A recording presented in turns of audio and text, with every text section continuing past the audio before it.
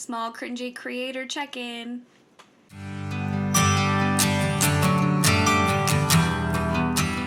Hey, I'm BKay. Today is another vlog type post. I had mentioned in my intro video that I wanted to do some check-ins on my YouTube journey and share what that's looking like, and that's what this video is for today. I posted my first video on September 9th, 2024, sort of an intro video, a baseline, if you will, for all of us, but especially for me to keep track of any progress, to look back, learn how better to structure myself. The intro video went up on September 9th, and my first real video went up on the 12th, and that was about peaches. My initial thoughts on getting started have been that I am thinking a lot more about content, about things that are interesting to me, things I want to say, trying to form how to articulate them in my brain a little bit more. What hasn't gone so smoothly is making sure that I'm carving out the time, even when I don't feel like it, to actually produce, to actually produce something. I am filming a lot of it's not being used, but I do think it's helpful in getting more comfortable filming in public, getting more comfortable getting the shot, figuring out lighting, figuring out my equipment. I do have a fancy camera to take still photos on. Just now, it took me probably 10-15 minutes to refigure out my microphone, and my microphone is bought for other things. I like to make music, I like to sing, that kind of thing. I have told my husband and I have told my closest friends, but even online, I've just quietly started to post and promote things. And I'm fine with that for now. If later I need to promote more, that's fine, but right now I'm still building my self-confidence. I'm still trying to get out of my cringe era. I'm still figuring things out, and I think I'm comfortable where I am right now when it comes to that. I am sort of joking about it. I'm saying that I'm cosplaying, or that I'm cosplaying as a social media person.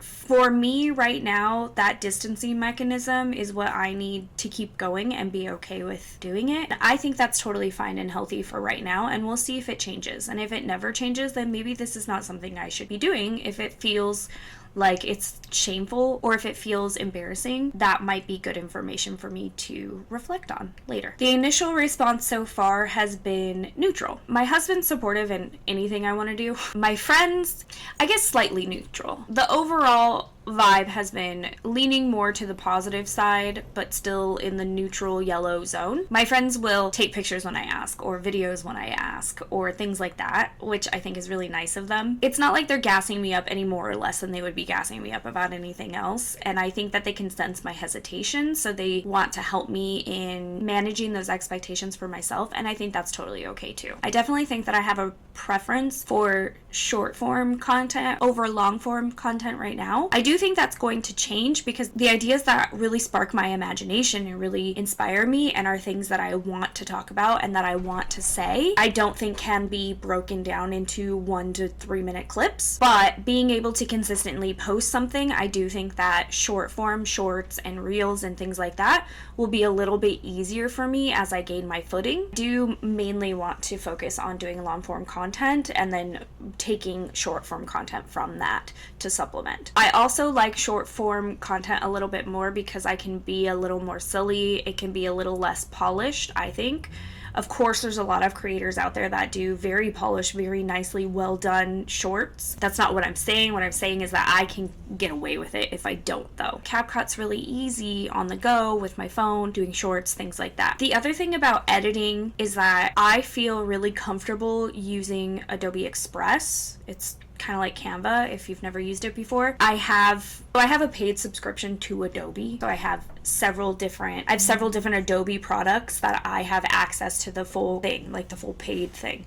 So like I have Photoshop and Lightroom and Premiere. I'm pretty comfortable with Adobe Express. I think it's really intuitive and it's easy for me to use, and it doesn't have as much of the customization as actual like video editing software does. I think that's helpful right now while I'm relearning and learning some of those video editing editing basics. What I found with my last vlog, and the reason why it took me so long to put it out, was because once I got past the 6 to 8 minute mark in Adobe Express, it stopped loading. I couldn't like replay things so I knew where I was, and it just can't handle files that long. When I eventually start to make the content that I'm really looking forward to making, I'm seeing my videos being 15 to 30 minutes long, maybe even longer eventually, and so Adobe Express in the long run is not going to be useful and is not going to be viable. The other thing about Adobe Express is in Premiere or in video editing software that I've had before, the video and the audio are automatically linked together, so when you cut and then you move things around, that audio stays with that clip. There is an option to split them apart so that you can move the sound and you can move the video. In Adobe Express, they're not connected unless they were recorded together. So like in my vlog, I had these clips where the background noise was really loud and I didn't like it, so I wanted to bring it down and then just play like kind of a clip of music over it, but I wanted to stop in certain points to hear what was going on and what was being said in the original video clip. And when I did that and I started to move things around, the rest of the audio got off because it doesn't stay together. Just the way that their pre-settings are that you don't have a lot of control over makes it difficult to edit in the style that I like to edit in so far, or that I know of to edit in so far. What I did with my San Diego vlog was I did the bulk of it in Adobe Express and then I loaded it into Premiere, fixed as much as I could, and then just kind of threw it up there. That I'm really excited to show you. It's right here. I wish you could feel it. It's like a really thin, soft, fake leather, almost like a vinyl. I don't know how else to describe it, but it's really, really nice. It's this beautiful dark navy blue color with this cute moon on it. I love celestial patterns and stuff. You can see I have my little tabs because I'm a college student and it never leaves you. So I have an area for self-education, so it's YouTubers that I'm watching, smaller creators, and also people who like to help smaller creators, and I've taken some notes on what they've said. I'm not trying to name drop though. Just saying those are the styles. I'm not trying to name drop when I talk about my favorite YouTube creators. What I'm trying to do is give my audience an idea of the creators, the type of creator that I want to be, and they happen to be that category. Oh, and when you're editing, Brittany, put Mickey, I think it's Mickey Atkins. She's a social worker, and she's the only social worker I've ever seen who talks and thinks as close to me as it's amazing. Maybe I won't. Maybe I'll leave her out. But like, and she's way bigger than me, but I feel like I could get as big as her. And we can collaborate. Boy, do I want to be in the same room and watch Love is Blind and react with her. I think it's Atkins. Mickey Atkins.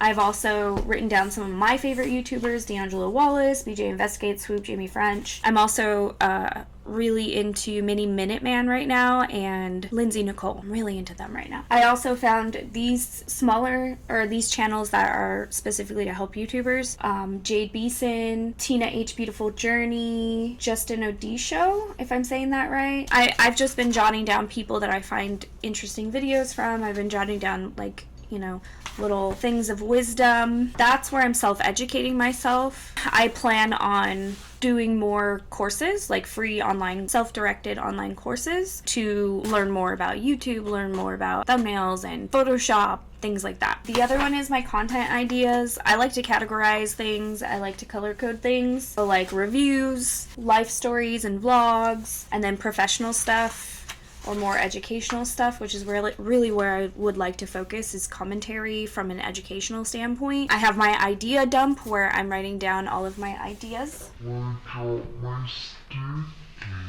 no, because I'm so short. Self-education. And it's color coded, so yes, the blue means something different than the pink, than the purple. Then I have my goals and my plans.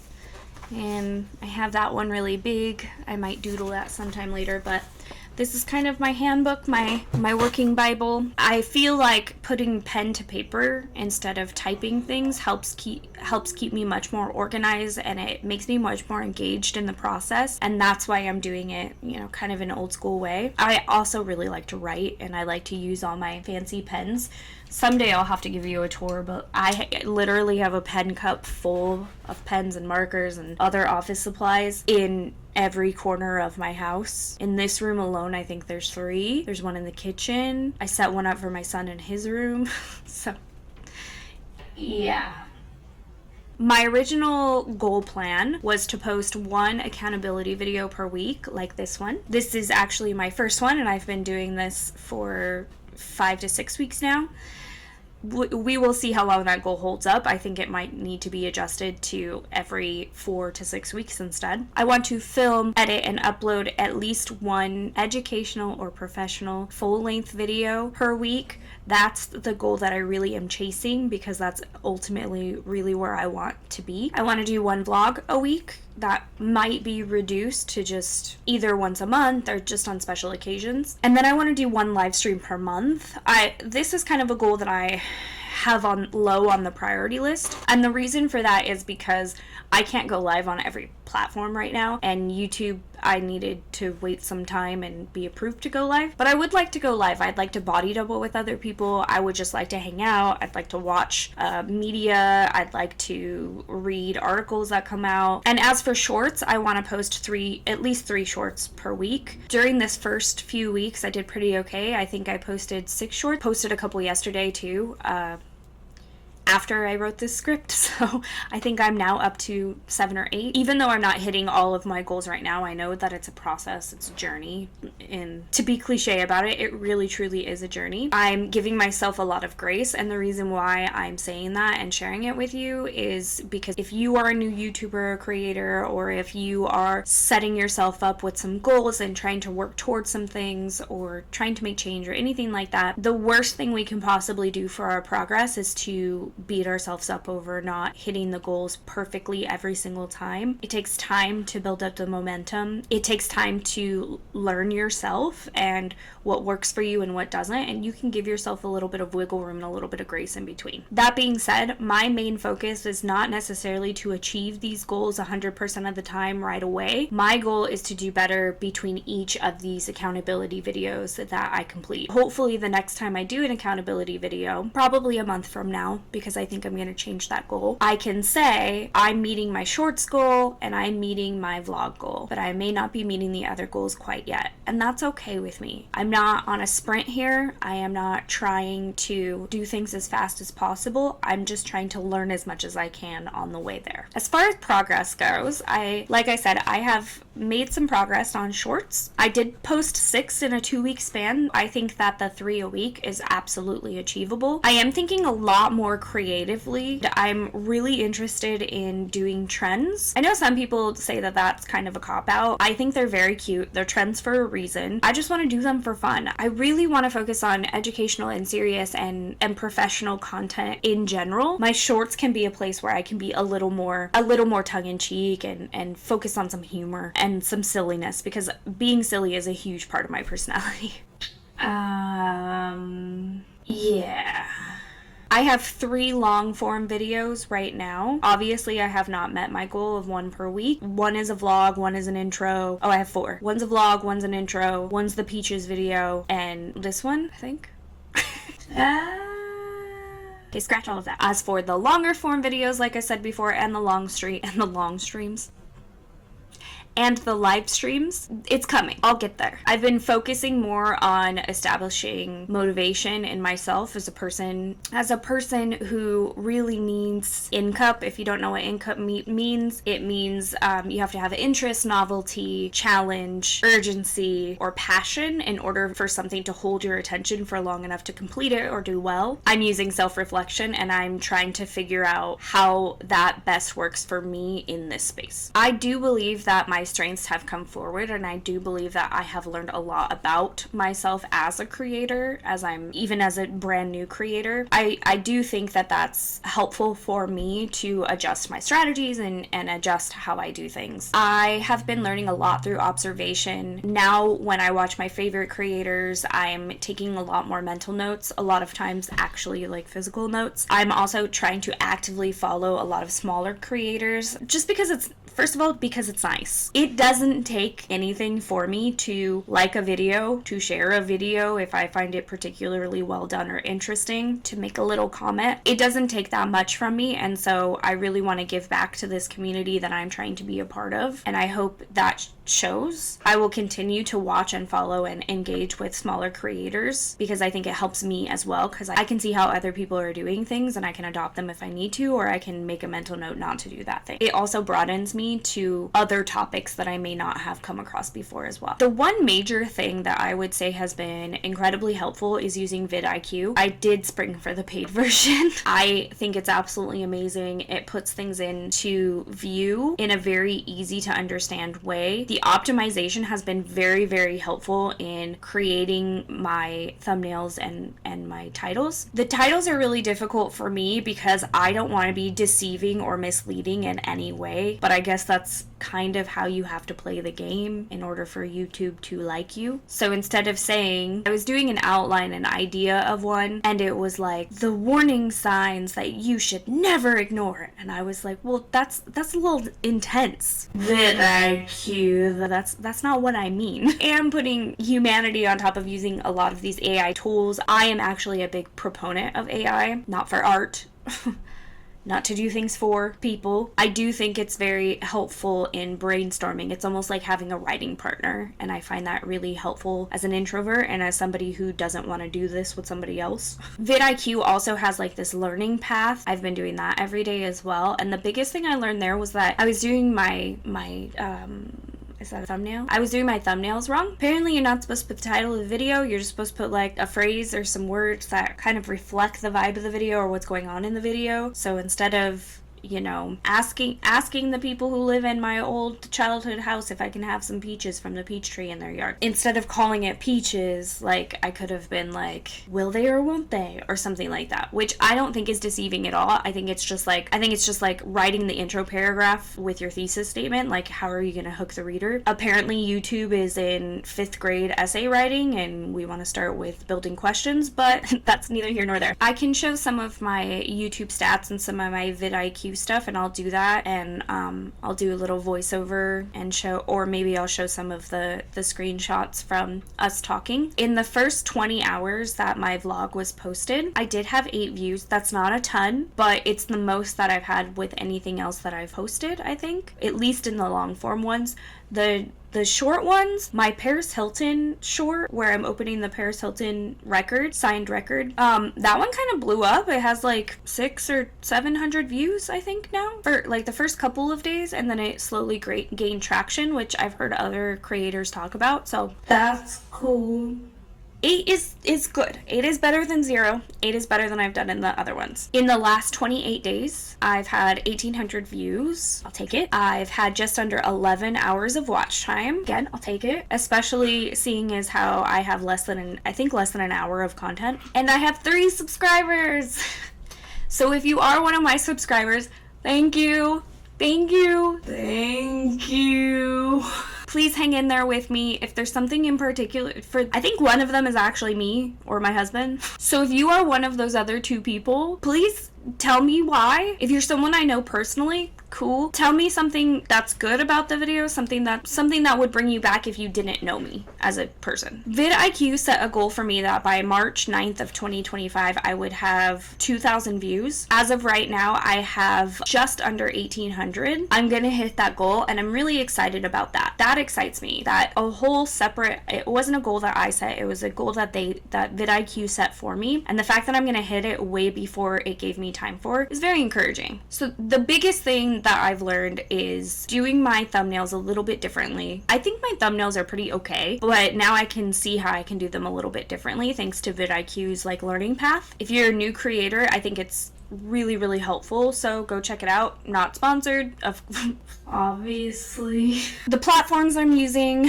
my TikTok got permanently banned for some reason, so whatever. I really do not have it in me to go restart it. I just have my personal TikTok. It's fine. I might start sharing things there. Eventually I will redo the BKaysBrain TikTok, but for now I don't have the bandwidth. I use my Facebook page mostly to promote my Etsy and my Teachers Pay Teachers. If you are into do thank you cards and stationery and digital downloads and mental health resources. That's really what I'm starting to focus on there. I have consistently been posting at least one per week. That is a goal that I have been meeting. If you're interested in that, I will leave a link if I'm allowed to in the comments. You can go look at those. Even just clicking and looking at those is very helpful to my very brand new small shops. YouTube is really where I want to focus. It's where I want to put a lot of my time and energy, sweat and tears into. It's where I'm focusing on that long content. For Instagram, I really like quotes. So I share a lot of those things that people make that are like a quote with like a pretty background. I'm doing more of that on Instagram. I'm also doing a lot more reels over on Instagram and Facebook.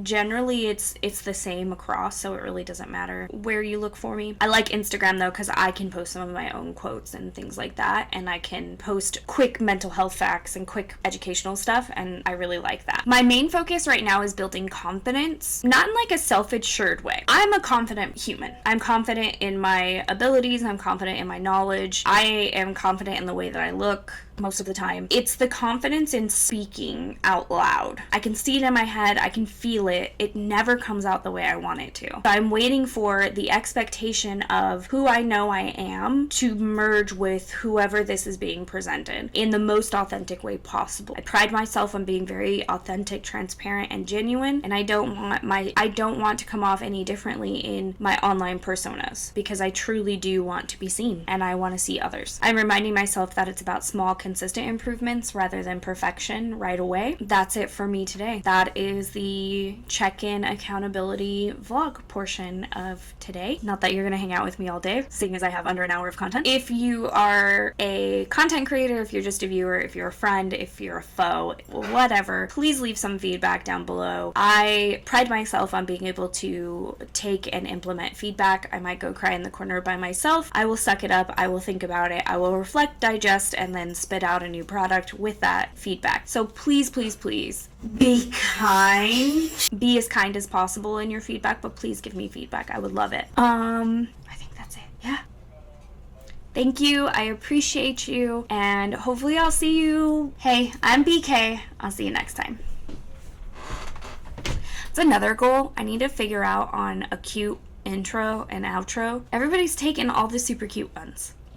I'll figure it out. Okay, the end. And hopefully I'll see you in another one.